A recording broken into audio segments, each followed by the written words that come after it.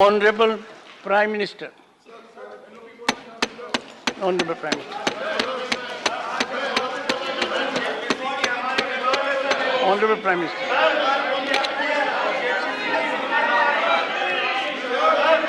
Honorable Prime Minister. आदरणीय सभापति जी, राष्ट्रपति जी के अभिभाषण पर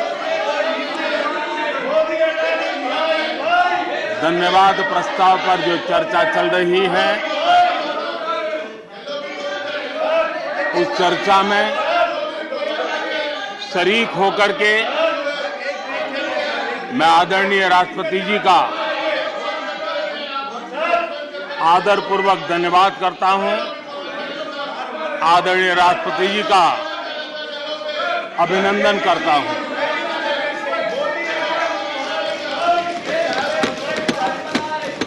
आदरणीय राष्ट्रपति जी दोनों सदनों को संबोधित करते हुए उन्होंने विकसित भारत का एक खाका और विकसित भारत के संकल्प के लिए एक रोड मैप को प्रस्तुत किया है। देश के लिए उनका ये जो कंट्रीब्यूशन है, जो मार्गदर्शन है, उसके लिए Nothing will go on record. Nothing will go on record.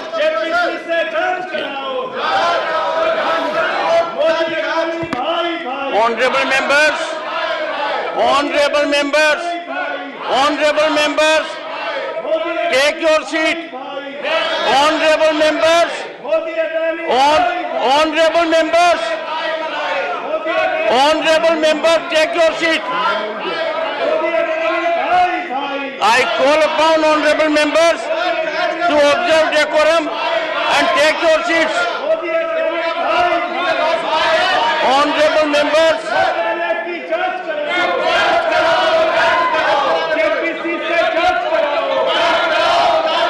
Honorable members, take your seats. I will be called upon to name you.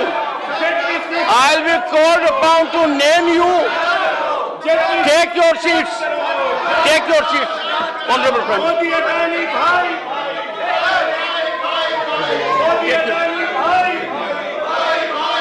Honorable Prime Minister. Nothing will go on record except the Honorable Prime Minister's address. आदरणीय सभापति जी, मैं उन सभी सदस्यों का भी आभार व्यक्त करता हूं जिन्होंने इस चर्चा में भाग लिया, अपनी कल्पना के अनुसार चर्चा को विस्तार देने का प्रयास भी किया और इसलिए मैं सदन में हिस्सा लेने और चर्चा में हिस्सा लेने वाले सभी आदरणीय सदस्यों का धन्यवाद करता हूं। आदरणीय सभापति जी, ये सदन राज्यों का सदन है। बीते दशकों में अनेक बुद्धिजीवियों ने इस सदन से देश को दिशा दी है, देश का मार्गदर्शन किया है। इस सदन में अनेक साथी ऐसे हैं जो अपने व्यक्तिगत जीवन में भी बहुत कुछ सिद्धियां प्राप्त की हुई हैं, अपने व्यक्तिगत जीवन में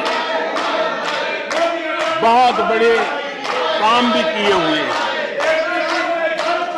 और इसलिए इस सदन में जो भी बात होती है उस बात को देश बहुत गंभीरता से सुनता है और देश उसे बहुत गंभीरता से लेता है। लेकिन आदरणीय सभापति जी, ये भी दुर्भाग्यपूर्ण है, इतने महत्वपूर्ण सदन में कुछ लोगों का व्यवहार, कुछ लोगों की वाणी न सिर्फ सदन को लेकिन देश को निराश करने वाली रही।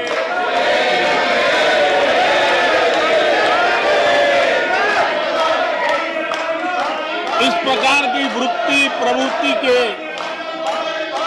माननीय सदस्यों को मैं यही कहूंगा,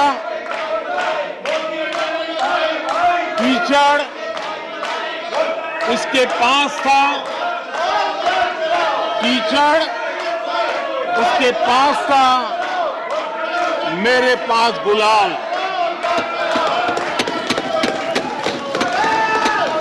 कीचड़ उसके पास था, मेरे पास गुलाल। जो भी जिसके पास था उसने दिया उछाल।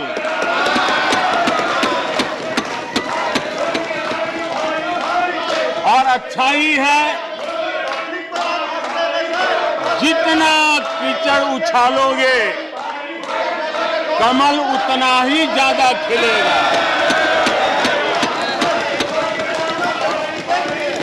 और इसलिए कमल खिलाने में आपका प्रत्यक्ष परोक्ष जो भी योगदान है, इसके लिए मैं उनका भी आभार व्यक्त करता हूं।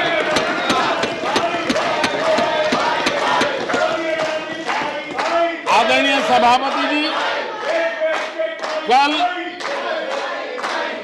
विपक्ष के हमारे वरिष्ठ साथी आदरणीय खड़गे जी ने कहा कि हमने 60 साल में मजबूत बुनियाद बना रहे थे, ऐसा कल आपने कहा। और उनकी शिकायत थी कि बुनियाद तो हमने बनाई और क्रेडिट मोदी ले रहा है। लेकिन आदरणीय सभापति जी, 2014 में आकर के जब मैंने बारीकी से चीजों को बड़ी गहराई से देखने का प्रयास किया, फर्स्ट हैंड इंफॉर्मेशन लेने का प्रयास किया, तो मुझे नजर आया कि 60 साल कांग्रेस के परिवार ने, हो सकता है उनका इरादा मजबूत नींव बनाने का हो, मैं उस पर कोई टिप्पणी करना नहीं चाहता, लेकिन 2014 के बाद आकर के मैंने देखा कि उन्होंने गड्ढे ही गड्ढे कर दिए थे। उनका इरादा नींव का होगा, लेकिन उन्होंने गड्ढे ही गड्ढे कर दिए थे। और आदरणीय सभापति जी, जब वो गड्ढे खोद रहे थे, 6-6 दशक बर्बाद कर दिए थे, उस समय दुनिया के छोटे छोटे देश भी सफलता के शिखरों को छू रहे थे, आगे बढ़ रहे थे।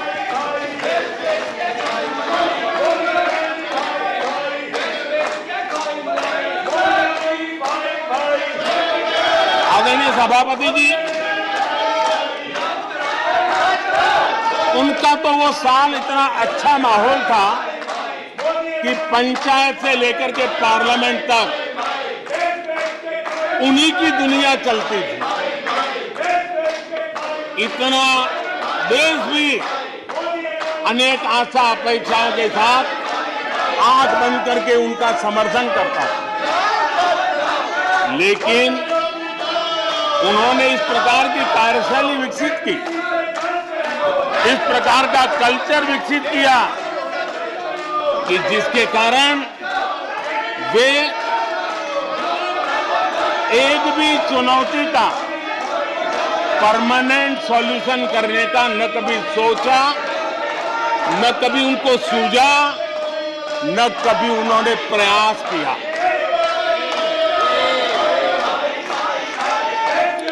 वे बहुत हो हल्ला हो जाता था तो चीजों को छू लेते थे, टोकनिज्म कर लेते थे और फिर आगे चले जाते थे। समस्याओं का समाधान करना ये उनका दायित्व था। देश की जनता समस्याओं से जूझ रही थी। देश की जनता देख रही थी कि समस्या का समाधान कितना बड़ा लाभ कर सकता है, लेकिन उनकी प्रायोरिटीज अलग थी, उनके इरादे अलग थे और उसके कारण किसी भी बात का परमानेंट सॉल्यूशन का प्रयास नहीं किया। आदरणीय सभापति जी, हमारी सरकार की पहचान जो बनी है वो हमारे पुरुषार्थ के कारण बनी है। एक के बाद उठाए गए कदमों के कारण बनी हुई और आज हम परमानेंट सॉल्यूशन की दिशा में आगे बढ़ते रहे हैं। हम एक एक विषय को छू करके भागने वाले लोग नहीं, लेकिन देश की मूलभूत आवश्यकताओं को परमानेंट सॉल्यूशन पर बल देते हुए हम आगे बढ़ रहे हैं। आदरणीय सभापति जी, अगर मैं पानी का ही उदाहरण लूं तो वो जमाना था कि किसी गांव में एक हैंडपंप लगा दिया तो हफ्ते भर उसका उत्सव मनाया जाता था और उस टोकनिज्म से पानी का काम किया करके गाड़ी चलाई जाती थी। कल यहां गुजरात का जिक्र कर रहे थे, आप हैरान होंगे, सबसे ज्यादा सीटों से जीतने का उनका जो गौरव था, वैसे एक मुख्यमंत्री एक शहर में पानी की टंकी का उद्घाटन करने गए थे और वो फ्रंट पेज पर हेडलाइन न्यूज था। यानी समस्याओं का टोकनिज्म क्या होता है, कैसे टाला जाता है, ये कल्चर देश ने देखा है। हमने भी पानी की समस्या को सुलझाने के लिए रास्ते अपनाए। हमने जल संरक्षण, जल सिंचन हर पहलू पर ध्यान दिया। हमने कैच द रेन अभियान से जनता को जोड़ा। इतना ही नहीं, आजादी के पहले से अब तक हम सरकार में आने तब तक सिर्फ 3 करोड़ घरों तक नल से जल मिलता था। आदरणीय सभापति जी, पिछले 3-4 साल में आज 11 करोड़ घरों को नल से जल मिल रहा है। भारत पानी की समस्या जो हर परिवार की समस्या होती है, जीवन में उसके बिना चल नहीं सकता और भविष्य के संभावनाओं को भी देखते हुए हमने उसके समाधान के रास्ते चुने। आदरणीय सभापति जी, मैं एक और विषय पर भी जाना चाहता हूं। Empowerment of common people. बैंकों का राष्ट्रीयकरण हुआ था, इस बात से हुआ था कि गरीबों को बैंकों का अधिकार मिले, ऐसी बहानेबाजी की गई थी। लेकिन इस बैंक देश के आधे से अधिक लोग बैंक से दरवाजे तक नहीं पहुंच पाए। हमने परमानेंट सॉल्यूशन निकाला और जनधन अकाउंट का अभियान चलाया। बैंकों को मोटिवेट किया, ऑन बोर्ड लिया। पिछले 9 साल में ही 48 करोड़ जनधन बैंक खाते खोले गए।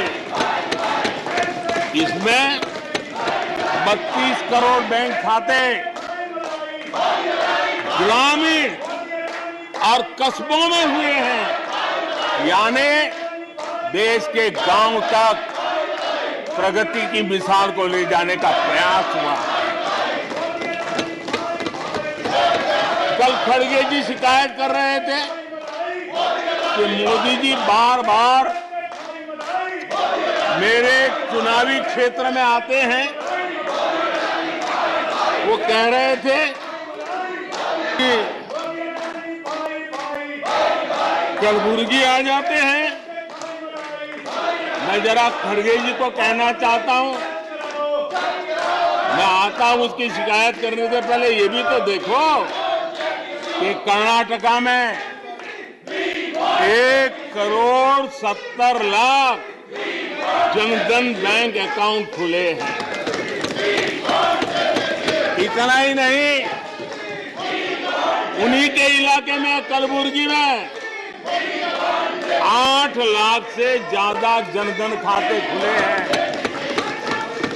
अब सभापति जी बताइए, इतने बैंक के खाते खुल जाए, इतना एम्पावरमेंट हो जाए, लोग इतने जागरूक हो जाए और किसी का इतने सालों के बाद खाता बंद हो जाए तो उनकी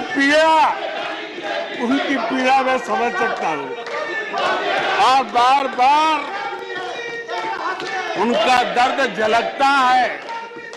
और मैं तो हैरान हूं, कभी कभी यहां तक कह देते हैं कि एक दलित को हरा दिया। अरे भाई, उसी इलाके की जनता जनार्दन है, उसने दूसरे दलित को जीता दिया। अब आपको जनता नकार दे रही है, आपको हटा रही है, आपका खाता बंद कर रही है और आप रोना यहां रो रहे हो। आदरणीय सभापति जी,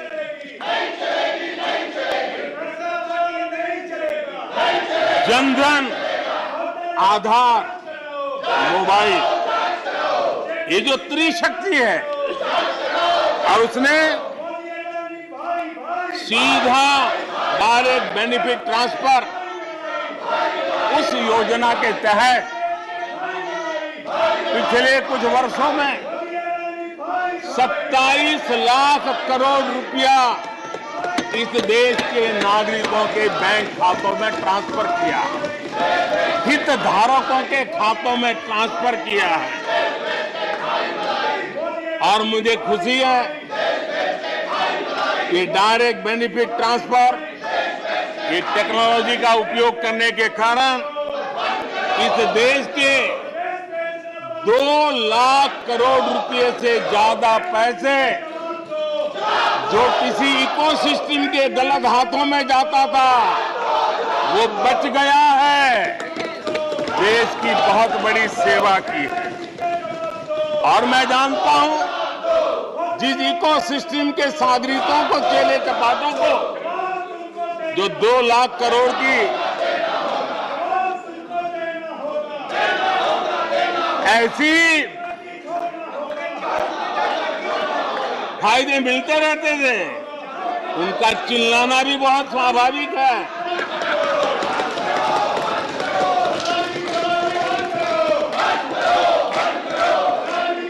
आदरणीय सभापति जी, हमारे देश में पहले परियोजनाएं अटकाना, लटकाना, भटकाना, ये उनकी कार्य संस्कृति का हिस्सा बन गया था। यही उनका कार्य करने का तरीका बन गया था। ईमानदार टैक्स पेयर की गाढ़ी कमाई, उसका नुकसान होता था। हमने टेक्नोलॉजी का प्लेटफॉर्म तैयार किया, पीएम गति शक्ति मास्टर प्लान लेकर के आए और 1600 लेयर में डेटा के माध्यम से इंफ्रास्ट्रक्चर को प्रोजेक्ट्स को गति देने का काम हो रहा है। जो योजनाएं बनाने में महीनों लग जाते थे वो आज सप्ताहों के भीतर भीतर उसको आगे बढ़ा दिया जाता है, क्योंकि आधुनिक भारत के निर्माण के लिए इंफ्रास्ट्रक्चर का महत्व हम भली भांति समझते हैं, स्केल का भी महत्व समझते हैं, स्पीड का भी महत्व समझते हैं और टेक्नोलॉजी के माध्यम से परमानेंट सॉल्यूशन और परमानेंट एस्पिरेशन का एड्रेस करने का प्रयास आदरणीय सभापति जी हम कर रहे हैं। आदरणीय सभापति जी, कोई भी जब सरकार में आता है तो देश के लिए कुछ करने के वादे करके आता है, जनता का कुछ भला करने के वादे करके आता है, लेकिन सिर्फ भावनाएं व्यक्त करने से बात बनती नहीं है।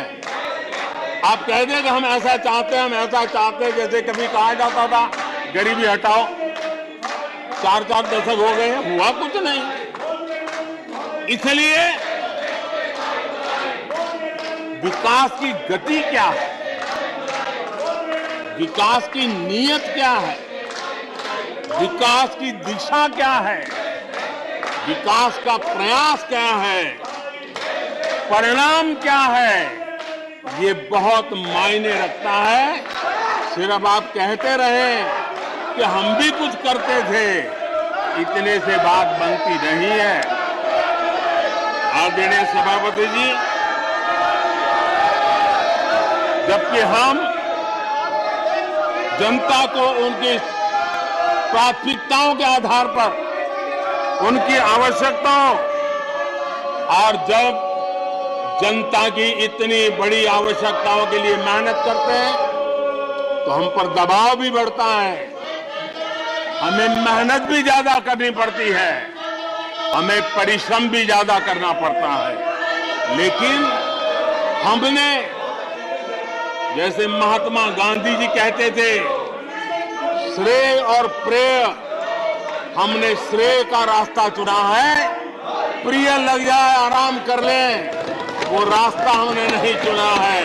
मेहनत करनी पड़ेगी तो करेंगे, दिन रात खपाना पड़ेगा तो खपाएंगे, लेकिन जनता जनार्दन के एस्पिरेशन को चोट नहीं पहुंचने देंगे और उसके एस्पिरेशन सिद्धियों में परिवर्तित हो जाए और देश विकास की यात्रा को पार करे, इसके लिए हम काम करते रहेंगे।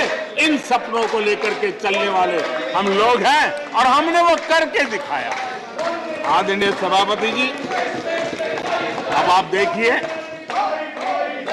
देश आजाद हुआ तब से 2014 तक 14 करोड़ एलपीजी कनेक्शन थे और लोगों की मांग भी थी। लोग सांसदों के पास जाते थे कि हमें एलपीजी कनेक्शन मिल जाए, और उस समय 14 करोड़ घरों में था, डिमांड भी कम थी, प्रेशर भी कम था, आपको गैस लाने के लिए खर्चा भी नहीं करना पड़ता था, आपको गैस पहुंचाने के लिए व्यवस्था, आप भी मजे में, चलती भी गाड़ी, काम होता नहीं था, लोग इंतजार करते रहते थे। लेकिन हमने सामने से होकर के तय किया कि हर घर को एलपीजी कनेक्शन देंगे। हमें मालूम था कि हम कर रहे हैं, हमें मेहनत करनी पड़ेगी, हमें मालूम था हमें धन खर्च करना पड़ेगा, हमें मालूम था हमें दुनिया भर से गैस लाना पड़ेगा। ये सब दबाव की संभावना जानने के बावजूद भी हमारी प्राथमिकता मेरे देश का नागरिक था, हमारी प्राथमिकता हमारे देश के सामान्य लोग थे, और इसलिए हमने 32 करोड़ से ज्यादा परिवारों के पास गैस कनेक्शन पहुंचाए। नया इंफ्रास्ट्रक्चर खड़ा करना पड़ा, धन खर्चना पड़ा। आदरणीय सभापति जी, इस एक उदाहरण से आप समझ सकते हैं कि हमें कितनी मेहनत करनी पड़ी होगी, लेकिन हमने आनंद के साथ, संतोष के साथ, गर्व के साथ इस मेहनत को किया और मुझे खुशी है कि सामान्य मानवी को उसका संतोष मिला। इससे बड़ा एक सरकार के लिए संतोष क्या हो सकता है। आदरणीय सभापति जी, आजादी के अनेक दशकों के बाद भी इस देश में 18,000 से ज्यादा गांव ऐसे थे जहां बिजली नहीं पहुंची थी, और ये गांव अधिकतर हमारे आदिवासी बस्ती के गांव थे, हमारे पहाड़ों पर जिंदगी गुजारने वालों के लोगों के गांव थे, जनजातीय से गांव थे, नॉर्थ ईस्ट के गांव थे। लेकिन ये उनके चुनाव के हिसाब किताब में बैठता नहीं था, इसलिए इनकी प्रायोरिटी नहीं था। हम जानते थे ये कठिन काम इन्होंने छोड़ दिए हैं। हमने कहा हम तो मक्खन पे लकीर करने वाले नहीं, पत्थर पे लकीर करने वाले लोग हैं। हम इस चुनौती को भी उठाएंगे, हम इस चुनौती को भी उठाएंगे। और हमने हर गांव में बिजली पहुंचाने का संकल्प उठाया। समय सीमा में 18,000 गांवों में बिजली पहुंचाई, और उस चुनौतीपूर्ण काम करने के पीछे गांवों में एक नई जिंदगी की अनुभूति हुई। उनका विकास तो हुआ, लेकिन सबसे बड़ी बात हुई, देश की व्यवस्था पर उनका विश्वास बढ़ा। और विश्वास बहुत बड़ी ताकत होती है। जब देश के नागरिकों का विश्वास बनता है, तब वो लाखों करोड़ों गुना एक सामर्थ्य में परिवर्तित हो जाता है। वो विश्वास हमने जीता है और हमने मेहनत की, हमें मेहनत पड़ी, लेकिन मुझे खुशी है उन दूर दराज के गांवों को आजादी के इतने सालों के बाद नई आशा की किरण दिखाई दी, संतोष का भाव प्रकट हुआ, और वो आशीर्वाद आज हमें मिल रहे हैं। आदरणीय सभापति जी, पहले की सरकारों में कुछ घंटे बिजली आती थी, कहने को तो लगता था बिजली आ गई, गांव के बीच में खंभा डाल दिया तो हर साल उसकी संवत्सरी मनाते थे, फलानी तारीख को खंभा डाला गया था, बिजली तो आती नहीं थी। आज बिजली पहुंची इतना ही नहीं, औसत हमारे देश में 22 घंटे बिजली देने के प्रयास में हम सफल हुए। हमें इस काम के लिए नई ट्रांसमिशन लाइनें लगानी पड़ी, हमें नए ऊर्जा उत्पादन के लिए काम करना पड़ा, हमने सौर ऊर्जा की ओर जाना पड़ा, हमें रिन्यूएबल एनर्जी का नए क्षेत्र खोजने पड़े। हमने लोगों को उनके भाग्य पर नहीं छोड़ दिया, राजनीतिक फायदे घाटे की बात नहीं सोची। हमने देश का आने वाली कल उज्जवल बनाने का रास्ता चुना। हमने खुद के लिए दबाव बढ़ाया, लोगों की मांग बढ़ने लगी, दबाव बढ़ने लगा। हमने मेहनत वाला रास्ता चुना और इसके नतीजे आज देश देख रहा है। देश ऊर्जा के क्षेत्र में प्रगति की ऊंचाइयों को प्राप्त कर रहा है। आदरणीय सभापति जी,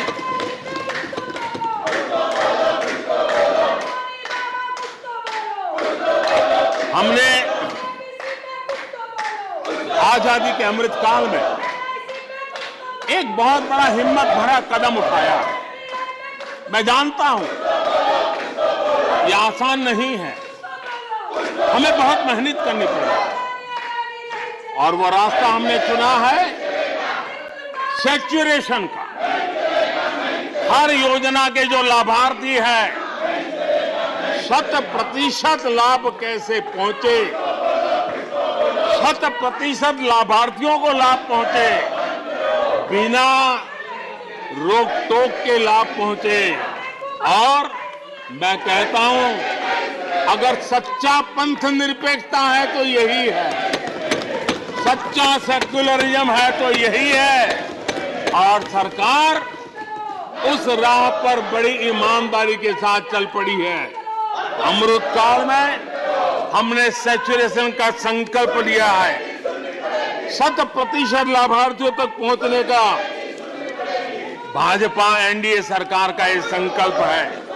आदरणीय सभापति जी, ये 100% वाली बात, ये सैचुरेशन वाली बात, देश की अनेक समस्याओं का समाधान तो है ही। उस नागरिक की समस्याओं का समाधान इतना ही नहीं है, देश की समस्याओं का समाधान है। एक ऐसी नई कार्य संस्कृति को लेकर के हम आ रहे हैं जो देश में मेरा तेरा अपना पराया उन सारे भेदों को मिटाने वाला रास्ता है। सैचुरेशन वाला हम लेकर के आए। सैचुरेशन तक पहुंचने का मतलब होता है भेदभाव की सारी गुंजाइशें खत्म करना। जब डिस्क्रिमिनेशन रहता है तब करप्शन को भी संभावना मिलती है। कोई कहेगा मुझे जल्दी दो, तो कहता है इतना दोगे तो दूंगा, लेकिन 100% जाना है तो उसको विश्वास होता है, भले इस महीने मुझे नहीं पहुंचा, 3 महीने के बाद पहुंचेगा, लेकिन पहुंचेगा, विश्वास बढ़ता है। ये तुष्टीकरण की आशंकाओं को समाप्त कर देता है। फलानी जाति को मिलेगा, फलाने परिवार को मिलेगा, फलाने गांव को मिलेगा, फलानी बिरादरी को मिलेगा, फलाने पंथ संप्रदाय वालों को मिलेगा, ये सारी तुष्टीकरण की आशंकाओं को खत्म कर देता है। स्वार्थ के आधार पर लाभ पहुंचाने की प्रवृत्ति को पूरी तरह खत्म कर देता है और समाज के आखिरी व्यक्ति को, जो आखिरी पंक्ति में खड़ा हुआ व्यक्ति है, और महात्मा गांधी जिसकी हमेशा वकालत करते थे, उसके अधिकारों की रक्षा इसके अंदर समाहित होती है और हम उसको सुनिश्चित करते हैं। और सबका साथ सबका विकास, ये मतलब यही है कि 100% उनके हकों को पहुंचाना। जब सरकार की मशीनरी का लक्ष्य हर पात्र व्यक्ति तक पहुंचने का हो तो भेदभाव पक्षपात टिक ही नहीं सकता। इसलिए हमारा ये 100% सेवा अभियान, सोशल जस्टिस, सामाजिक न्याय, इसका बहुत बड़ा सशक्त माध्यम है। यही सामाजिक न्याय की असली गारंटी है। यही सच्ची पंथ निरपेक्षता है, यही सच्चा सेक्युलरिज्म है। हम देश को विकास का ये मॉडल दे रहे हैं जिसमें हितधारक सबको उनके हक मिले। देश हमारे साथ है। कांग्रेस को बार बार देश नकार रहा है, लेकिन कांग्रेस और उसके साथी अपनी साजिशों से बाज नहीं आते हैं और जनता ये देख भी रही है और उनको हर मौके पर सजा भी देती रही। आदरणीय सभापति जी, हमारे देश की आजादी में 1857 से लेकर के स्वतंत्र संग्राम का कोई भी दशक उठा लीजिए, हिंदुस्तान का कोई भी भूभाग उठा लीजिए, मेरे देश की आजादी की लड़ाई में मेरे देश के आदिवासियों का योगदान स्वर्णिम पृष्ठ से भरा पड़ा हुआ है। गर्व होता है देश को कि मेरे आदिवासी भाइयों ने आजादी के महात्म्य को समझा था, लेकिन दशकों तक मेरे आदिवासी भाई विकास से वंचित रहे और विश्वास का सेतु तो कभी बन ही नहीं पाया। आशंकाओं से भरी हुई व्यवस्था बनी और उन नौजवानों के मन में बार बार सरकारों के लिए सवाल उठते चले गए, लेकिन उन्होंने सही नीयत से काम किया होता, नेक नीयत से काम किया होता, आदिवासियों के कल्याण के प्रति समर्पण भाव से काम किया होता, तो आज 21वीं सदी के तीसरे दशक में मुझे इतनी मेहनत नहीं करनी पड़ती। लेकिन उन्होंने नहीं किया। अटल बिहारी वाजपेयी की सरकार थी, पहली बार इस देश में आदिवासियों के विकास के लिए अलग मंत्रालय बना, पहली बार आदिवासियों के कल्याण के लिए, भलाई के लिए, विकास के लिए अलग बजट की व्यवस्था हुई। आदरणीय सभापति जी, हमने 110 जिलों को आकांक्षी जिलों के रूप में आइडेंटिफाई किया, जो विकास में पीछे रह गए, सामाजिक न्याय जैसे महत्व का है, एवं भौगोलिक रूप से भी जो पीछे रह गए हैं उनको न्याय दिलाना उतना ही आवश्यक होता है।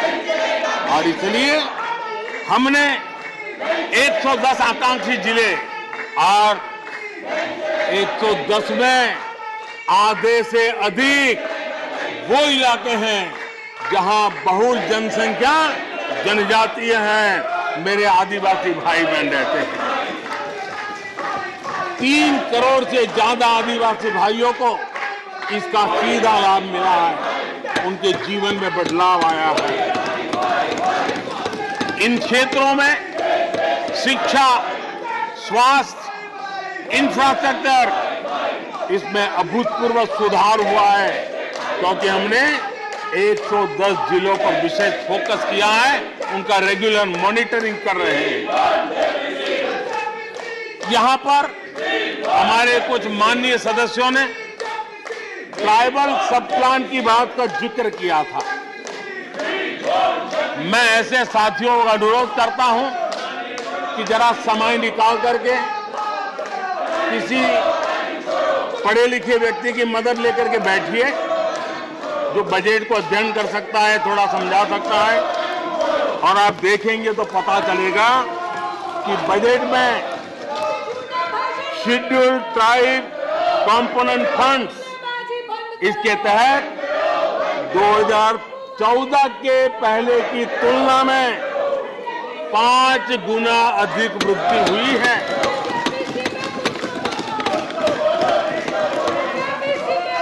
आदरणीय सभापति जी, 2014 के पहले जब उनकी सरकार थी, तब एलोकेशन 20-25 हजार करोड़ रुपए के आसपास रहता था।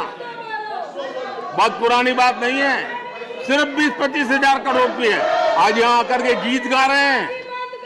हमने आकर के इस वर्ष 1,20,000 करोड़ का प्रावधान किया। हमने बीते 9 वर्षों में हमारे आदिवासी, हमारे जनजातीय भाई बहनों के उज्जवल भविष्य के लिए और बच्चों के उज्जवल भविष्य के लिए 500 नए एकलव्य मॉडल स्कूल स्वीकृत किए हैं, और ये 4 गुना ज्यादा बढ़ोतरी है। इतना ही नहीं, स्कूलों में टीचर, स्टाफ, इस बार हमने 38,000 नए लोगों के रिक्रूटमेंट का, हमने भर्ती का इस बजट में प्रावधान किया। आदिवासियों के कल्याण के लिए समर्पित हमारी सरकार ने, मैं जरा आपको फॉरेस्ट राइट एक्ट की बात की तरफ ले जाना चाहता हूं। आदरणीय सभापति जी, देश आजाद होने से लेकर हमारे आने से पहले, 2014 के पहले, आदिवासी परिवारों को 14 लाख जमीन के पट्टे दिए गए थे। पिछले 7-8 वर्षों में हमने 7 लाख नए पट्टे दिए। यह अभूतपूर्व काम हुआ है। हमारे आने से पहले 23,000 सामुदायिक पट्टे दिए गए थे। 23,000। हमारे आने के बाद 80,000 से अधिक सामुदायिक पट्टे दिए गए हैं। लिप सिंपैथी बता करके आदिवासियों की भावनाओं के साथ खेलने के बजाय अगर कुछ किया होता तो आज मुझे इतनी मेहनत न करनी पड़ती और ये काम पहले आराम से हो जाता, लेकिन ये उनकी प्रायोरिटी में नहीं था। आदरणीय सभापति जी, इनकी अर्थनीति, उनकी समाज नीति, उनकी राजनीति वोट बैंक के आधार पर ही चलती रही और उसके कारण समाज की जो बेसिक ताकत होती है, स्वरोजगार के कारण देश की आर्थिक गतिविधि बढ़ाने वाला जो सामर्थ्य होता है, इन्होंने हमेशा नजरअंदाज कर दिया। उनको वो इतने छोटे लगते थे, इतने बिखरे हुए लगते थे, तो उसका उनको कोई मूल्य ही नहीं था। जो छोटे छोटे काम में जुड़े हुए, जो स्वरोजगार के ऊपर समाज पर बोझ बने बिना समाज में कुछ न कुछ वैल्यू एडिशन करते हैं, उनके प्रति दुर्लक्ष्य किया गया। छोटे काम में जुटे इन करोड़ों लोगों को भुला दिया गया। मुझे गर्व है कि मेरी सरकार ने रेहड़ी वाले, ठेले वाले, फुटपाथ पर व्यापार करने वाले लोगों की सुन ले, ब्याज के चक्कर में जिनके जीवन तबाह हो जाते थे, दिन भर का पसीना ब्याज खोरों के घर जाकर के चुकाना पड़ता था, उन गरीबों की चिंता हमने की, उन रेहड़ी ठेले पटरी वालों की चिंता हमने की। और आदरणीय सभापति जी, हमने इतना ही नहीं, हमारे विश्वकर्मा समुदाय जो समाज निर्माण के अंदर एक भूमिका देते हैं, जो अपने हाथ से औजार की मदद से कुछ न कुछ सृजन करते रहते हैं, समाज की आवश्यकताओं की बहुत बड़ी मात्रा में पूर्ति करते हैं। चाहे हमारा बंजारा समुदाय हो, चाहे हमारे गुमंत जाति के लोग हैं, हमने उनकी चिंता करने का काम किया है। पीएम स्वनिधि योजना हो, पीएम विश्वकर्मा योजना हो, जिसके द्वारा हमने समाज के इन लोगों की मजबूती के लिए काम किया है, उनके सामर्थ्य को बढ़ाने के लिए काम किया। आदरणीय सभापति जी, आप तो स्वयं किसान पुत्र हैं। इस देश के किसानों के साथ क्या बीती है, ऊपर के कुछ एक वर्ग को संभाल लेना और उन्हीं से अपनी राजनीति चलाए रखना, यही सिलसिला चला। इस देश की कृषि की सच्ची ताकत छोटे किसानों में है। 1 एकड़ 2 एकड़ भूमि का वो बड़ा मुश्किल से 80-85% इस देश का ये वर्ग है। इन छोटे किसान उपेक्षित थे, उनकी आवाज कोई सुनने वाला नहीं था। हमारी सरकार ने छोटे किसानों पर ध्यान केंद्रित किया, छोटे किसानों को फॉर्मल बैंकिंग के साथ जोड़ा। आज साल में 3 बार सीधे पीएम किसान सम्मान निधि छोटे किसान के खाते में जमा होती है। इतना ही नहीं, हमने पशुपालकों को भी बैंकों से जोड़ा, हमने मछुआरों को बैंकों से जोड़ा और उनको ब्याज में रियायत दे करके उनके आर्थिक सामर्थ्य को बढ़ाया, ताकि वो अपना व्यवसाय विकसित कर सके, अपने क्रॉप पैटर्न को बदल सके, अपने उत्पादित की हुए माल को रोक करके उचित दाम मिलने पर बाजार में ले जा सके। उस दिशा में हमने काम किया। आदरणीय सभापति जी, हम जानते हैं हमारे देश के बहुत सारे किसान ऐसे हैं कि जो बरसाती पानी पर उनको गुजारा करना पड़ता है। सिंचाई की व्यवस्था ये पिछली सरकारों ने की नहीं। हमने और देखा है कि ये छोटे किसान पानी बरसाती के भरोसे जीने वाले, मोटे अनाज की खेती करते हैं, पानी होता नहीं है। ये मोटे अनाज की खेती करने वाले किसानों को हमने विशेष स्थान दिया। हमने यूएन को लिखा कि मिलेट ईयर मनाइए, दुनिया में भारत के मोटे अनाज की एक ब्रांडिंग बने, मार्केटिंग बने, और उसके सुविचारित रूप से अब उस मोटे अनाज को श्री अन्न के रूप में, जैसे श्रीफल का महात्मा है, वैसे ही श्री अन्न का महात्मा बने और छोटे किसान जो पैदावार करते हैं उनको उचित दाम मिले, ग्लोबल मार्केट मिले, देश में क्रॉप पैटर्न में परिवर्तन आए। और इतना ही नहीं, ये मिलेट सुपर फूड है, पोषण के लिए बहुत बड़ी ताकत है। हमारे देश के नई पीढ़ी को पोषण की समस्या के समाधान में भी ये काम आए, जो मेरे छोटे किसान को भी मजबूत करेगा। हमने फर्टिलाइजर में भी अनेक नए विकल्प डेवलप किए हैं, उसका भी लाभ मिल रहा है। आदरणीय सभापति जी,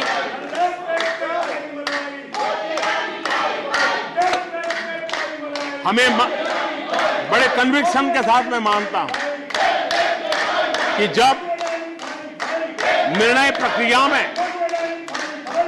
माताओं बहनों की भागीदारी बढ़ती है तो परिणाम अच्छे मिलते हैं, जल्दी मिलते हैं और निर्धारित लक्ष्य को प्राप्त करने वाले होते हैं।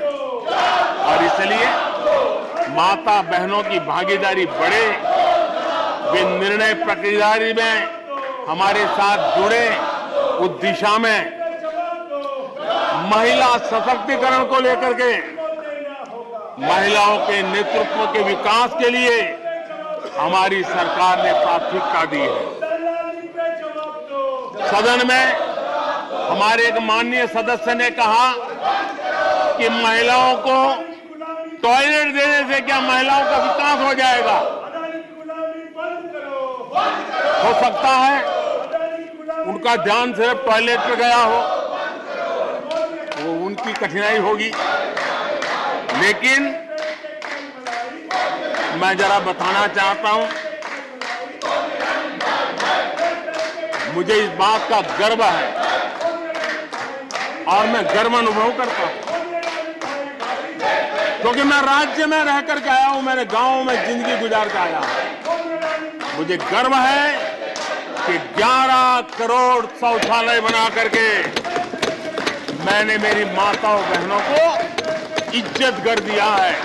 मुझे इस बात का गर्व है।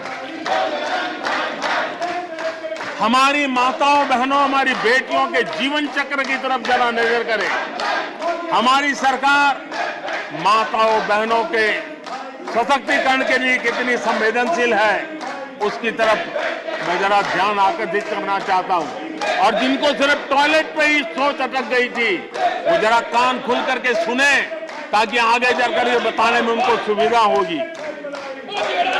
गर्भावस्था के दौरान शिशु को पौष्टिक खाना मिले, इसके लिए हमने मातृ वंदना योजना चलाई और इसके लिए प्रेगनेंसी के समय महिला के बैंक खाते में सीधा पैसा जाए, ताकि उसको पोषण से उसके गर्भ में जो बच्चा है उसके स्वास्थ्य को भी लाभ हो। हमारे यहाँ माता मृत्यु दर, शिशु मृत्यु दर, इस गंभीर समस्या से मुक्ति का एक उपाय इंस्टीट्यूशनल डिलीवरी, हमारे गरीब से गरीब मां की इंस्टीट्यूशनल डिलीवरी हो, शिशु का जन्म अस्पताल में हो, इसके लिए हमने धन भी खर्च करना तय किया और व्यापक अभियान भी चलाया और उसके सुफल दिखाई भी दे रहे हैं। हम जानते हैं किसी न किसी मानसिक विकृति के कारण बेटियों को मां के कोख में ही मारने की प्रवृत्ति बढ़ गई थी। ये समाज के लिए कलंक था। हमने बेटी बचाओ अभियान चलाया और आज मुझे खुशी है जबकि बेटे जन्म लेते हैं उसकी तुलना में बेटियों की संख्या बढ़ रही है। ये हमारे लिए संतोष का विषय है। हमने बेटियों की रक्षा का काम किया है। बेटी जब बड़ी होकर स्कूल जाए और शौचालय के अभाव में 5वीं 6वीं कक्षा में आते आते स्कूल छोड़ दें, हमने उस चिंता को भी किया और स्कूलों में बच्चियों के लिए अलग टॉयलेट बनाए ताकि मेरी बच्चियों को स्कूल छोड़ना न पड़े। ये हमने चिंता की। बेटी की शिक्षा जारी रहे और इसलिए हमने सुकन्या समृद्धि योजना, जिसमें अधिक ब्याज दे करके बेटियों को सुरक्षित शिक्षा की व्यवस्था का प्रबंध किया ताकि परिवार भी उनको प्रोत्साहन दे। बेटी बड़ी होकर अपना काम करने के लिए बिना गारंटी मुद्रा योजना से लोन ले सके, अपने पैरों पे खड़ी हो सके। और मुझे खुशी है कि मुद्रा योजना के लाभार्थियों में 70% हमारी माताएं बेटियां हैं। हमने ये काम किया है। मां बनने के बाद भी नौकरी जारी रख सके, इसके लिए मातृत्व अवकाश में हमने वृद्धि की है। वो डेवलप कंट्रियों से भी कभी कभी ज्यादा है। ये काम हमने किया है। बेटियों के लिए हमने सैनिक स्कूल खोल दिए हैं। आदरणीय सभापति जी, आप तो स्वयं सैनिक स्कूल के विद्यार्थी रहे हैं। बेटियों को वहां एंट्री नहीं थी, वो काम भी हमने कर दिया। आज सैनिक स्कूलों में मेरी बेटियां पढ़ रही हैं। इतना ही नहीं, हमारी बेटियां अबला नहीं सबला है। वो सेना में जाना चाहती है, अफसर बनना चाहती है। हमने हमारी बेटियों को सेना के दरवाजे भी खोल दिए हैं और आज गर्व होता है सियाचिन में मेरे देश की कोई बेटी मां भारती की रक्षा करने के लिए तैनात होती है। बेटी को गांव में कमाई के अवसर मिले और इसके लिए हमने विमेन सेल्फ हेल्प ग्रुप, उसको एक नई ताकत दी, वैल्यू एडिशन किया और बैंकों से मिलने वाली उनकी रकम में बहुत बड़ा इजाफा किया। और इसलिए वो भी हमने उनकी प्रगति के लिए हमारी माताओं, बेटियों को, बहनों को लकड़ी के धुएं से जिंदगी में मुसीबतें झेलनी न पड़े, इसलिए हमने उज्ज्वला योजना से गैस का कनेक्शन दिया। हमारी माताओं, बहनों को, बेटियों को पीने का पानी के लिए जूझना न पड़े, 2-2, 4-4 किलोमीटर तक जाना न पड़े। हमने नल से घर तक पानी पहुंचाने का अभियान चलाया ताकि मेरी माताओं, बेटों को, बेटियों को, बहनों को, बेटियों को अंधेरे में गुजारा न करना पड़े। इसलिए हमने सौभाग्य योजना से ऐसे गरीब परिवारों तक बिजली पहुंचाई। बेटी, मां, बहन कितनी ही गंभीर बीमारी हो लेकिन कभी बताती नहीं है। उसको चिंता रहती है कि कहीं बच्चों पे कर्ज हो जाएगा, परिवार पर बोझ हो जाएगा। वो पीड़ा सहती है लेकिन अपने बच्चों को अपनी बीमारी के विषय में नहीं बताती है। उन माताओं, बहनों को आयुष्मान कार्ड दे करके अस्पताल में बड़ी से बड़ी बीमारी से मुक्ति का रास्ता हमने खोल दिया है। आदरणीय सभापति जी, बेटी का संपत्ति पर अधिकार हो, इसलिए हमने सरकार की तरफ से जो आवाज देते हैं उसमें बेटी के राइट को निश्चित किया, उसके नाम पर प्रॉपर्टी करने का काम किया। हमने महिला सशक्तिकरण के लिए हमारी माताओं, बहनों को जो भी छोटी मोटी बचत कर लें, मुसीबत झेल करके बचत करना माताओं, बहनों का स्वभाव होता है और वो घर में अनाज के डिब्बे में पैसे रख करके गुजारा करती है। उस मुसीबत में निकाल के हमने उसको जनधन के खाते दे दिए। बैंक में पैसा जमा करे इसकी व्यवस्था कर दी। और आदरणीय सभापति जी, इस बजट सत्र के लिए तो गर्व की बात है कि बजट सत्र का प्रारंभ महिला राष्ट्रपति के द्वारा होता है और बजट सत्र का विधिवत प्रारंभ महिला वित्त मंत्री के अवसर पर होता है। देश में ऐसा संयोग पहले कभी नहीं आया जो आज आया है। और हमारा तो प्रयास रहेगा कि ऐसे शुभ अवसर आगे भी देखने को मिले।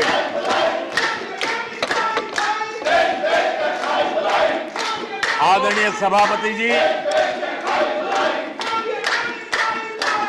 जब देश को आधुनिक होना है, नए संकल्पों को पार करना है, तो हम साइंस और टेक्नोलॉजी के सामर्थ्य को नकार नहीं सकते। साइंस और टेक्नोलॉजी के महत्व को हमारी सरकार भली भांति समझती है, लेकिन हम टुकड़ों में नहीं सोचते, हम टोकनिज्म में नहीं सोचते हैं। हम साइंस और टेक्नोलॉजी की तरफ से देश को आगे बढ़ाने के लिए हर दिशा में काम कर रहे हैं, सार्वत्रिक प्रयास कर रहे हैं, अनेकविध इनिशिएटिव ले रहे हैं। और इसलिए बचपन में साइंटिफिक टेम्परामेंट डेवलप करने के लिए अटल टिंकरिंग लैब, ये वैज्ञानिक सोच के निर्माण के लिए स्कूल के लेवल पर बच्चों को हमने अवसर दिया। उससे थोड़ा आगे निकले, बच्चा कुछ करना शुरू कर ले, तो हमने अटल इंक्यूबेशन सेंटर खड़े किए ताकि कुछ अगर अच्छी प्रगति की है तो उसको वो वायुमंडल मिले, ताकि वो टेक्नोलॉजी में कन्वर्ट करने के लिए वो खोज, वो इनोवेशन काम आ जाए। इसके लिए हमने विज्ञान की इस प्रगति का परिणाम, हमने नीतियां बदली। स्पेस के क्षेत्र में अब प्राइवेट भागीदारी का हमने सपना पूरा किया और मुझे खुशी है मेरे देश के नौजवान आज प्राइवेट सैटेलाइट छोड़ने की ताकत रखते हैं। ये साइंस एंड टेक्नोलॉजी।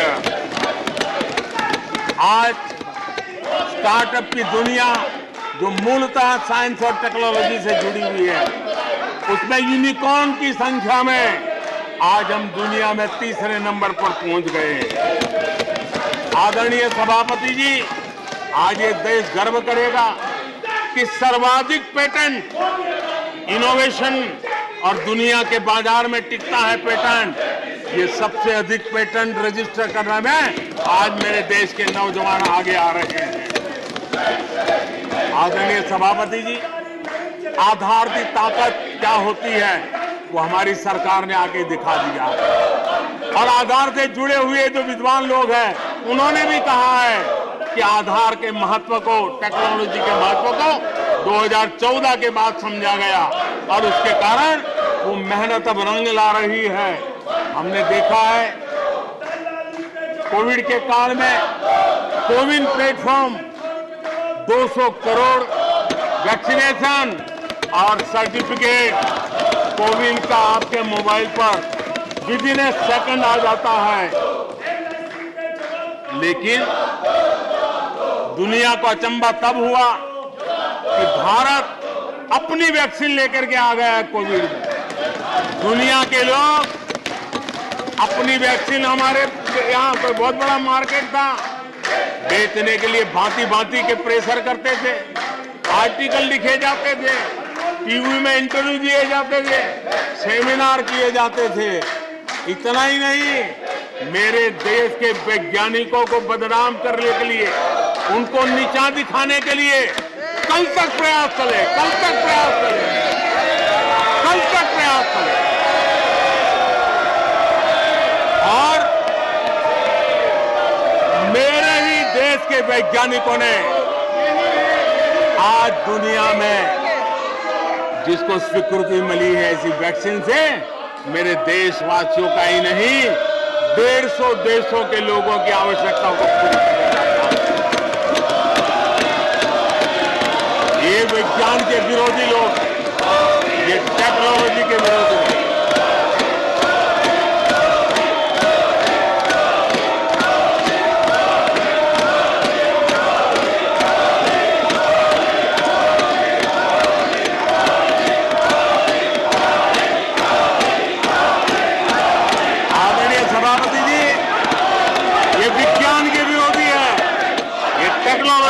मोदी है, हमारे वैज्ञानिकों को बदनाम करने का कोई मौका नहीं छोड़ते।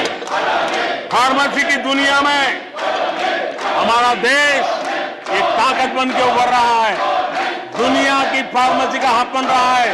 हमारे नौजवान नए नए इनोवेशन कर रहे हैं, उसको बदनाम करने के रास्ते खोज रहे हैं ये लोग। उनको देश की चिंता नहीं है, अपने राजनीतिक उठापटक की चिंता है। ये दुर्भाग्य है देश का।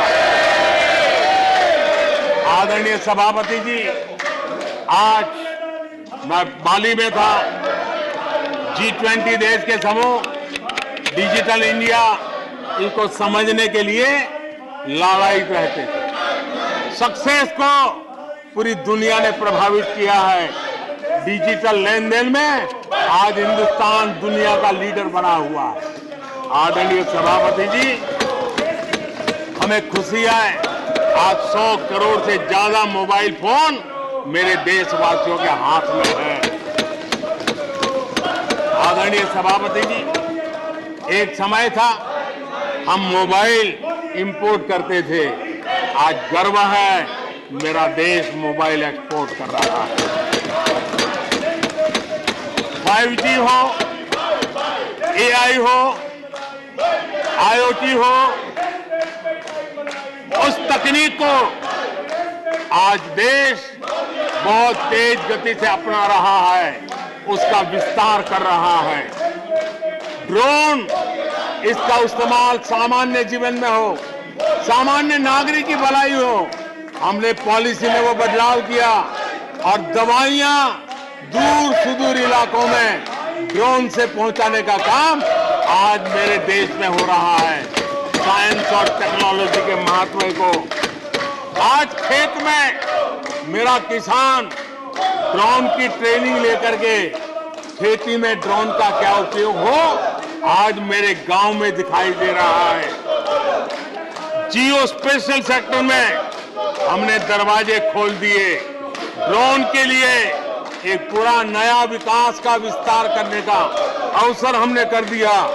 आज देश में यूएन जैसे लोग चर्चा करते हैं कि दुनिया में लोगों के पास अपने पास जमीन के घर के मालिकाना हक नहीं है। यूएन की चिंता है दुनिया।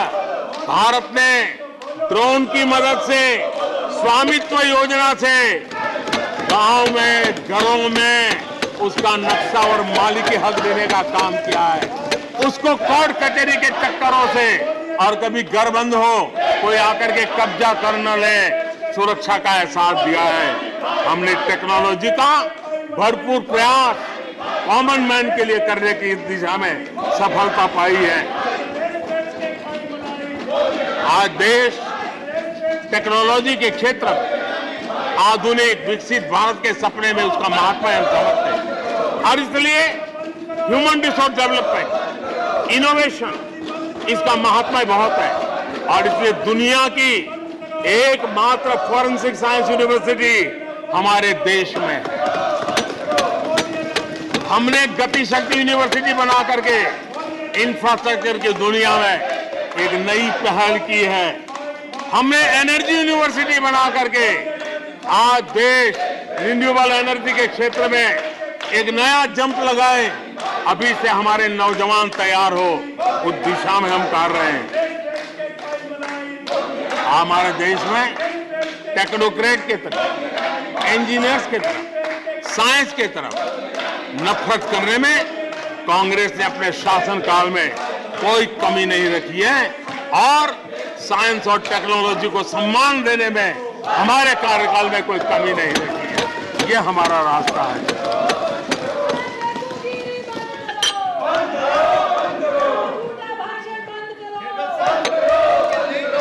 आदरणीय सभापति जी, यहाँ रोजगार की भी चर्चा हुई। मैं हैरान हूं कि जो अपने आप को सबसे लंबे समय तक सार्वजनिक जीवन का दावा करते हैं, इनको ये मालूम नहीं है कि नौकरी और रोजगार में फर्क होता है। जिनको नौकरी और रोजगार का फर्क समझ नहीं है, वो हमें उपदेश दे रहे हैं। आदरणीय सभापति जी,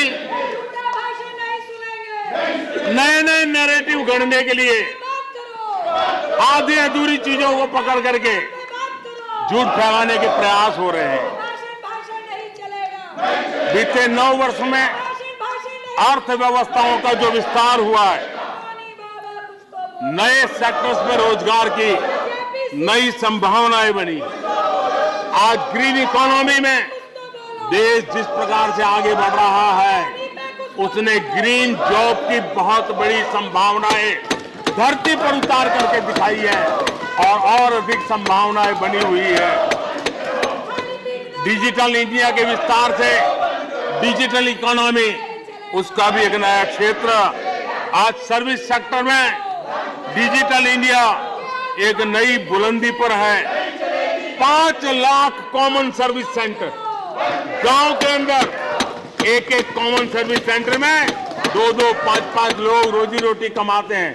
और दूर सुदूर जंगलों के छोटे छोटे गांव में भी कॉमन सर्विस सेंटर में आज हमारे देश की आवश्यक सेवाएं गांव के लोगों को एक बटन पर उपलब्ध हो, ये व्यवस्था हुई है। डिजिटल इकोनॉमी ने अनेक नए रोजगार की संभावनाएं पैदा की। आदरणीय सभापति जी, 90,000 रजिस्टर्ड स्टार्टअप, इसने भी रोजगार के नए द्वार खोले हैं।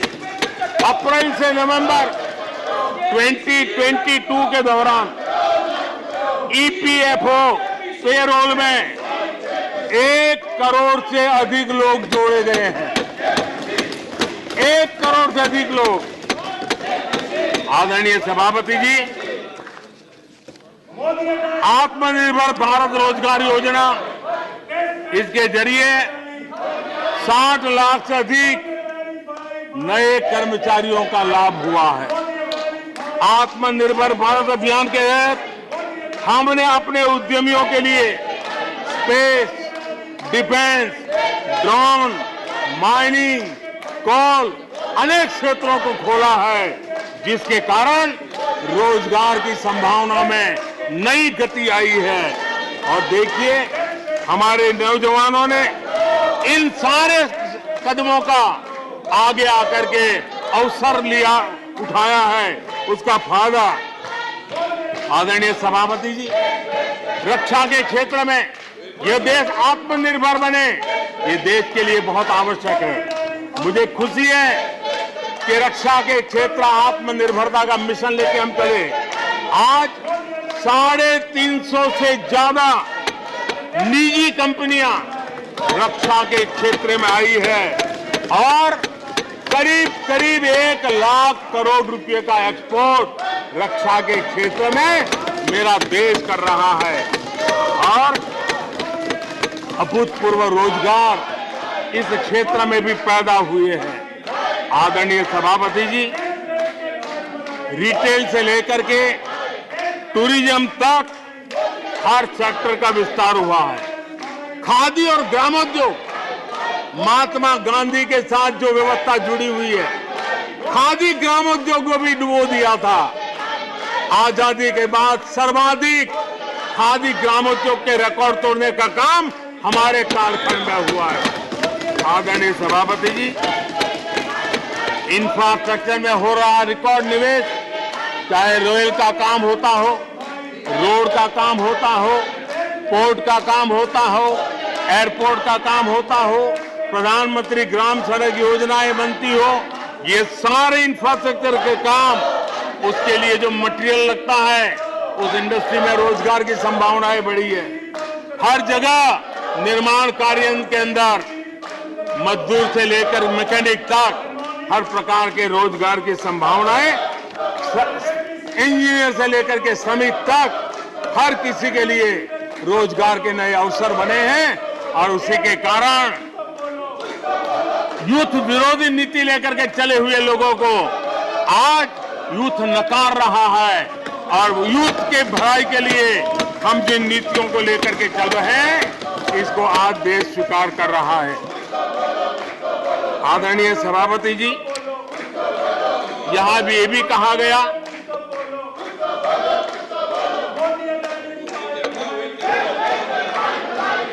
आदरणीय सभापति जी, यहां ये भी कहा गया कि सरकार की योजनाओं को उनके नामों को लेकर के आपत्ति उठाई। कुछ लोगों को यह भी परेशानी है कि नामों में कुछ संस्कृत टच है। बताइए, इसकी भी परेशानी। आदरणीय सभापति जी, मैंने किसी अखबार में पढ़ा था, मैं कोई वेरीफाई तो नहीं किया है, और रिपोर्ट कह रही थी 600 जितनी सरकारी योजनाएं सिर्फ गांधी नेहरू परिवार के नाम पे है।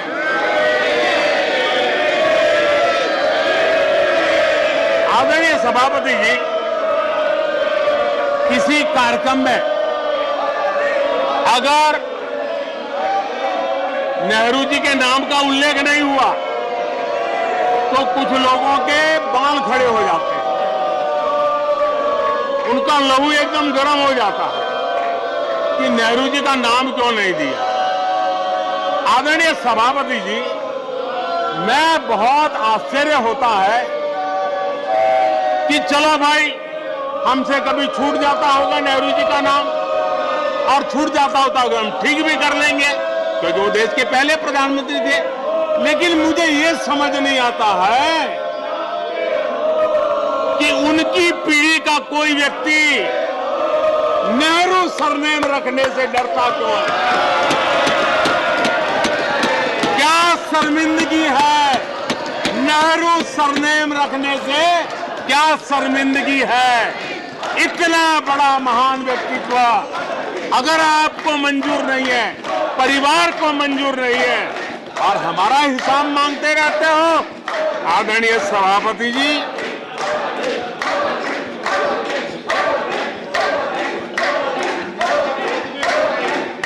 कुछ लोगों को समझना होगा, ये सदियों पुराना देश सामान्य मानवी के पसीने और पुरुषार्थ से बना हुआ देश, जन जन की पीढ़ियों की परंपरा से बना हुआ देश है।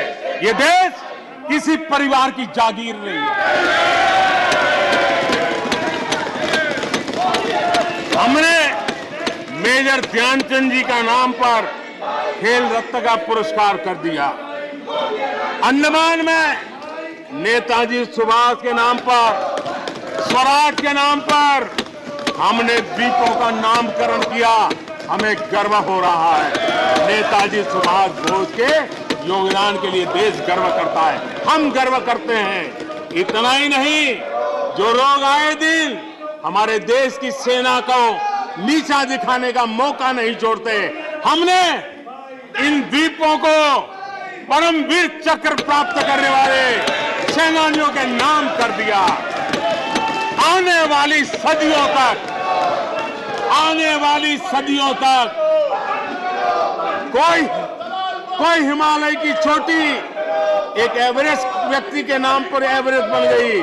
मेरे द्वीप समूह मेरे परमवीर चक्र विजेता मेरे देश के सेनानियों के नाम कर दिया। ये हमारी श्रद्धा है, ये हमारी भक्ति है, और उसको लेकर के हम चलते हैं। आदरणीय और इससे आपको तकलीफ है और तकलीफ व्यक्त भी हो रही है। हर एक की तकलीफ व्यक्त करने के रास्ते अलग होंगे। हमारा रास्ता है सकारात्मक। कभी कभी अब ये सदन है, एक प्रकार से राज्यों का महात्मा है, हम पर ऐसे भी आरोप लगाए जाते हैं कि हम राज्यों को परेशान करते हैं। आदरणीय सभापति जी, मैं लंबे अरसे तक राज्य का मुख्यमंत्री रह करके आया हूं।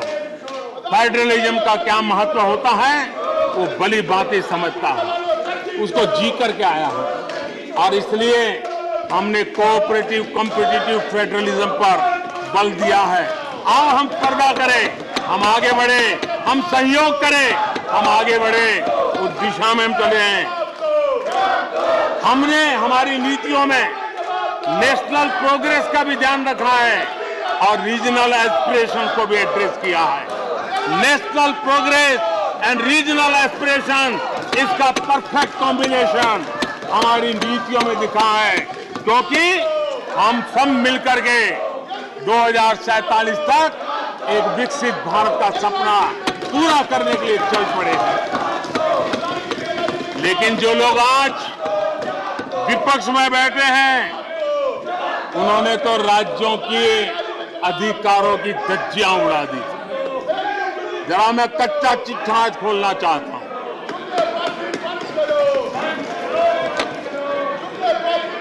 जरा इतिहास उठा करके देख लीजिए,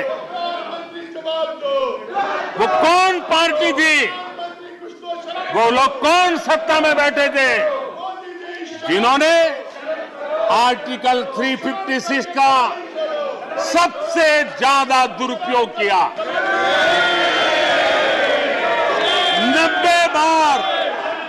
90 बार चुनी हुई सरकारों को गिरा दिया। कौन है वो? कौन है जिन्होंने किया? कौन है जिन्होंने किया? कौन है जिन्होंने किया? इतना ही नहीं सभापति जी, एक प्रधानमंत्री ने आर्टिकल 356 का 50 बार उपयोग किया, आधी सेंचुरी कर दी। वो नाम है श्रीमती इंदिरा गांधी का। 50 बार सरकारों को गिरा दिया।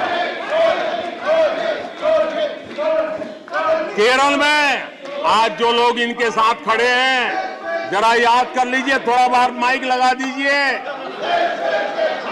केरल में वामपंथी सरकार चुनी गई, जिसे पंडित नेहरू पसंद नहीं करते थे।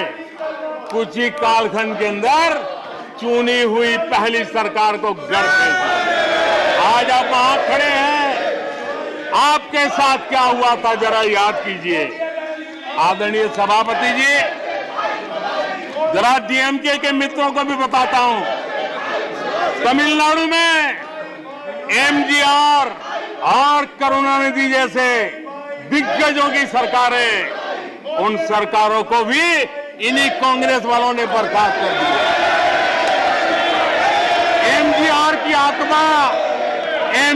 की आत्मा देखती होगी आप कहां खड़े हो।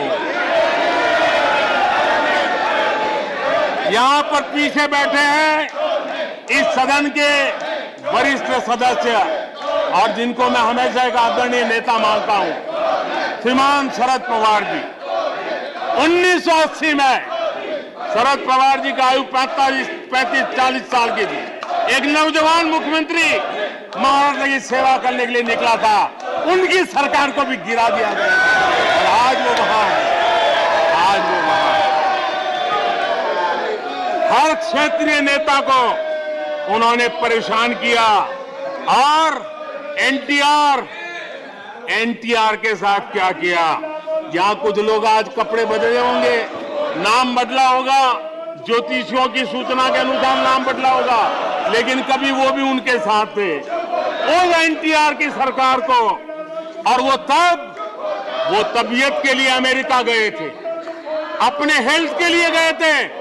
आपने एनटीआर की सरकार को गिराने का प्रयास किया। ये कांग्रेस की राजनीति का स्तर था। आदरणीय सभापति जी, अखबार निकाल के देख लीजिए, हर अखबार लिखता था कि राजभवनों को कांग्रेस के दफ्तर बना दिए गए हैं, कांग्रेस के हेडक्वार्टर बना दिए गए। 2005 में झारखंड में एनडीए के पास ज्यादा सीटें थी, लेकिन गवर्नर ने यूपीओ को शपथ के लिए बुला लिया था।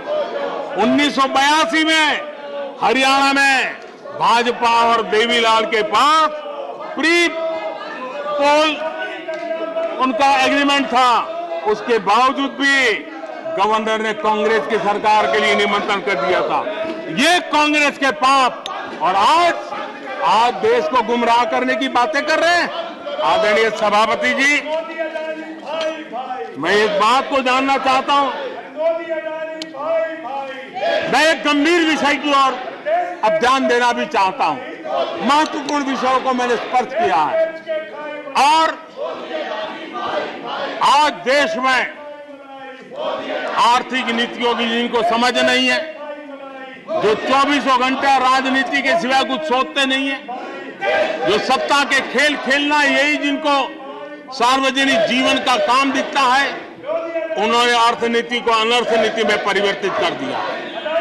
मैं उनको चेतावनी देना चाहता हूं और मैं इस सदन की गंभीरता के साथ उनसे कहना चाहता हूं कि अपने रिस्पेक्टिव स्टेट को जाके समझाएं कि ये गलत रास्ते पर न चले जाएं। हम हमारे पड़ोस के देशों का हाल देख रहे हैं कि वहां पर क्या हाल हुआ है, अनाप शनाप कर्ज लेकर के किस प्रकार के देशों को डुबो दिए गए। आज हमारे देश में भी तत्कालीन लाभ के लिए अगर भुगतान करेगा तो आने वाली पीढ़ी करेगी। हम तो कर्ज करो जीपीओ वाला खेल आने वाला देखेगा।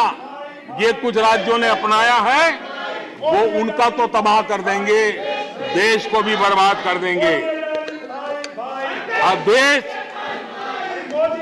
अब कर्ज के तले दबते जा रहे हैं। ये देश आज दुनिया में उनको कर्ज देने के लिए कोई तैयार नहीं है। ये मुसीबतों से गुजर रहे हैं। मैं राजनीतिक वैचारिक मतभेद हो सकते हैं, दलों के विषय में एक दूसरे के प्रति टीका टिप्पणी हो सकती है, लेकिन देश की आर्थिक सेहत के साथ खिलवाड़ मत कीजिए। आर्थिक सेहत के साथ खिलवाड़ मत कीजिए। आप ऐसा कोई पाप मत कीजिए जो आपके बच्चों के अधिकारों को छीन ले और आज अपना मौज कर लें और बच्चों के नसीब में बर्बादी छोड़ के चले जाए। ऐसा करके न जाए। आज आपको पॉलिटिकली सूट कर, मैंने तो देखा एक सरकार, एक मुख्यमंत्री ने बयान दिया कि भाई अब ठीक है, मैं तो निर्णय करता हूं, अभी मुसीबत मुझे कहां आएगी, 2030-32 के बाद आएगी, जो आएगा वो भुगतेगा। क्या कोई देश ऐसे चलता है क्या? लेकिन ये जो वृत्ति बन रही है वो बहुत चिंता का विषय है। आदरणीय सभापति जी, देश की आर्थिक सेहत के लिए राज्यों ने भी अपनी आर्थिक सेहत के संबंध में डिसिप्लिन का रास्ता चुनना पड़ेगा और तभी जाकर के वे राज्य भी इस विकास की यात्रा का लाभ ले पाएंगे और उनके राज्यों के नागरिकों का भला करने में हमें भी सुविधा हो जाएगी, ताकि हम उन तक लाभ पहुंचाना चाहते हैं। आदरणीय सभापति जी, 2047 में यह देश विकसित भारत बने, ये हम सबका संकल्प है। 140 करोड़ देशवासियों का संकल्प है। अब देश पीछे मुड़ करके देखने को तैयार नहीं है। देश लंबी छलांग मारने को तैयार है।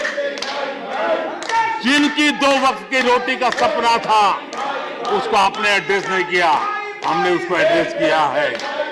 जिसको सामाजिक न्याय की अपेक्षा थी, जो आपने एड्रेस नहीं किया, हमने एड्रेस किया है। जिन अवसरों को तलाशता था, उन अवसरों को उपलब्ध कराने के लिए हमने अनेक कदम उठाए हैं और आजाद भारत का जो सपना है, उन सपने को पूरा करने के लिए हम संकल्पबद्ध होकर के चले। और आदरणीय सभापति जी, देश देख रहा है, देश देख रहा है, एक अकेला कितनों को भारी पड़ रहा है, एक अकेला कितनों को भारी पड़ रहा है। अरे नारे बोलने के लिए भी, नारे बोलने के लिए भी उनको बदल करना पड़ता है। जो भी ये बोलता है, घंटे भर से आवाज की जवाब दे रहा है। आदरणीय सभापति जी, एक कन्विक्शन के कारण चला हूं, देश के लिए जीता हूं, देश के लिए कुछ करने के लिए निकला हुआ हूं। और इसलिए ये राजनीतिक खेल खेलने वाले लोग, उनके अंदर वो हौसला नहीं है, वो ढूंढ रहे हैं, बचने का रास्ता खोज रहे हैं। आदरणीय सभापति जी, राष्ट्रपति जी के उम्दा भाषण को, राष्ट्रपति जी के मार्गदर्शक भाषण को, राष्ट्रपति जी के प्रेरक भाषण को इस सदन के अंदर अभिनंदन करते हुए, धन्यवाद करते हुए, आपका भी आभार व्यक्त करते हुए अपनी बात को समाप्त